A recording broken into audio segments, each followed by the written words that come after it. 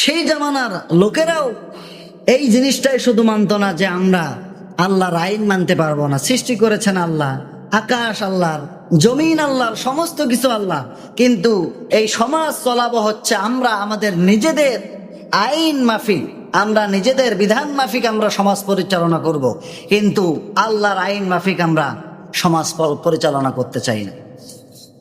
কোরআনুল কারীম আল্লাহ রাব্বুল আলামিন সেই কাফেরদের কথা সুন্দর করে তুলে দিয়েছেন।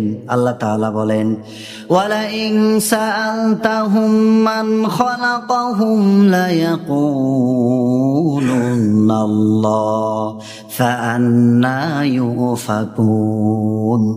আল্লাহ তাআলা বলেন, নবী আপনি যদি তাদেরকে জিজ্ঞাসা করেন কে তোমাদেরকে সৃষ্টি করেছে, তোমাদেরকে, তোমাদের স্রষ্টাকে, তারা বলবে লা ইয়াকুলুনাল্লাহ, আমাদের স্রষ্টা হচ্ছে অবশ্যই আল্লাহ রাব্বুল আলামিন, কিন্তু ফাআন্না ইউফাকুন, তবুও তারা আল্লাহর আইনের দিকে ফিরে আসবে না। আল্লাহ তাআলাকে বিধানদাতা হিসেবে তারা মানবে না। আল্লাহ রাব্বুল আলামিন তাকে যে বিধানদাতা হিসেবে না মানবে, আল্লাহ তাআলা কোরআনুল কারীমের মধ্যে প্রিয় নবীজিকে জানায় দিয়েছেন যে আমার নবীজিকে আমি কোন আইন বাস্তবায়নের জন্য পাঠিয়েছি। একটি আইনকে ফলো করার কথা আল্লাহ তাআলা বলেছেন। আল্লাহ রাব্বুল আলামিন বলেন, সুম্মা জাআলনাকা আলা শারিআতিন মিনাল আমরি ফাআত্তাবি'হা ওয়া লা তাত্তাবি' আহওয়া আল্লাযীনা লা ইয়ালামুন।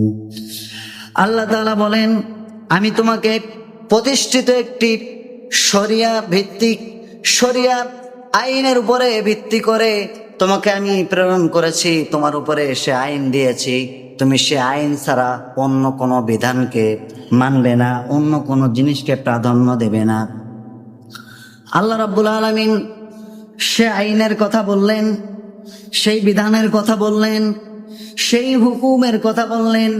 রব্বুল আলামিন আমাদেরকে প্রায় অসংখ্য বিধান, শত শত বিধান দিয়েছেন। এর মধ্যে যেই বিধানটি হচ্ছে গুরুত্বপূর্ণ একটি বিধান, তা হচ্ছে আল্লাহ তাআলার আইন। তার কারণ আল্লাহ তাআলা মানব মণ্ডলীকে সৃষ্টি করেছেন। আল্লাহ তাআলা মানুষের দুর্বলতার দিকগুলো জানেন, যে কোন আইনের মধ্য দিয়ে গেলে পরে আমার বান্দা সুন্দরভাবে আমার দিকে ফিরে আসবে, আমার বান্দা কোন আইনের দিকে গেলে জাহান্নামের দিকে যাবে না, আমার বান্দা কোন আইনের দিকে গেলে পরে জান্নাতের দিকে ফিরে আসবে। আল্লাহ রাব্বুল আলামিন সে আইনটা দিয়ে বিশ্ব নবীজিকে প্রেরণ করেছেন। জোরে বলে সুবহানাল্লাহ।